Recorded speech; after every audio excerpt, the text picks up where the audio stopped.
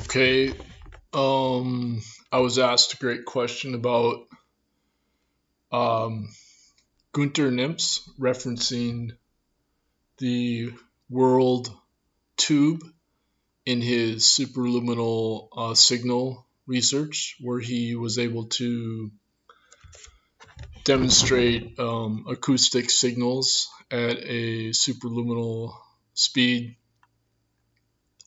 And he sent Mozart as an example of a superluminal signal.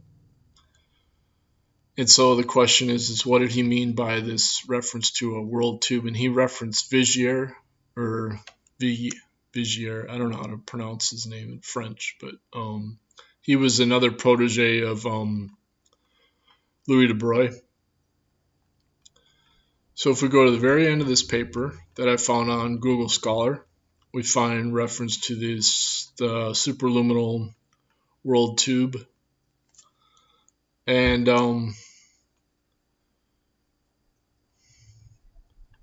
we find out they're not tachyons because the propagation is in a collective motion in the Dirac vacuum. So it's a phase-like motion with a superluminal velocity. And the causality is preserved because the carrier always remains within the light cone relativistically.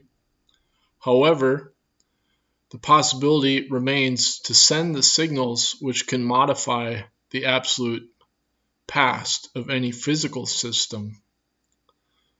To avoid this causal anomaly, one must forbid the closed paths which are evidently responsible for all causal paradoxes. This is true if superluminal signals are real collective motions carried by extended vacuum particles. In that case, we can require, indeed, that each particle has an intrinsic absolute flux of time, its own, quote, proper time, so that with respect to this time and for this particle, no causal effect can precede its cause. Since our vacuum particles are extended, the superluminal signal must always cross the world tube of these carrier particles in the positive sense of their own time flux. So there you have the reference to the world tube being superluminal signal, so that the propagation of a signal is always possible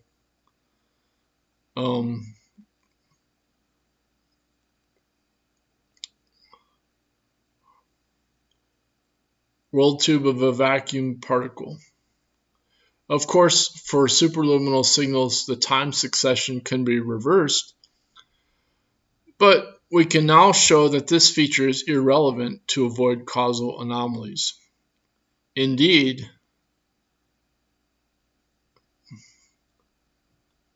this condition is sufficient to forbid a path like that, because in the event that there are at least two crisscrossing superluminal signals, so at least one of the two signals cannot satisfy the condition, provided that vacuum particles always move with subluminal velocity. An analog analysis can be made in the four-dimensional case if we consider superluminal signals to be acoustical waves with associated quantum potential propagating in the vacuum in all space directions.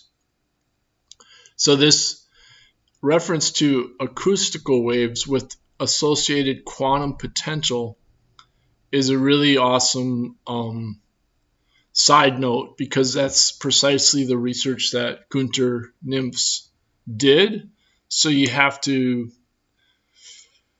wonder if he was inspired by that mention of acoustic signals to actually test out this model of Vigier using acoustic signals, which is what he did.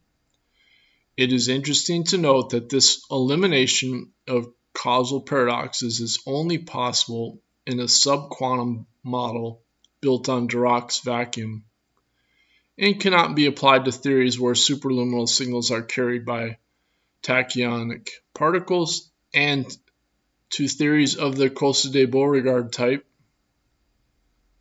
where the causal connection between two space-like events is always possible in principle through time travel into the absolute past of any physical system. So there you have it, folks. Now, this, of course, is not quantum biology, where my claim in quantum biology is that by relying on the acoustic signals, you can get a superluminal signal whereby the effect does precede the cause, and so therefore you can have precognitive messages or precognitive information. And this is actually what Sir Roger Penrose claims is possible as well. And so he's more in line with De Broglie's model. Penrose, in contrast to Vigier. So we'll leave it at that. And thanks for your question. And I'll post the link in the video description and comments.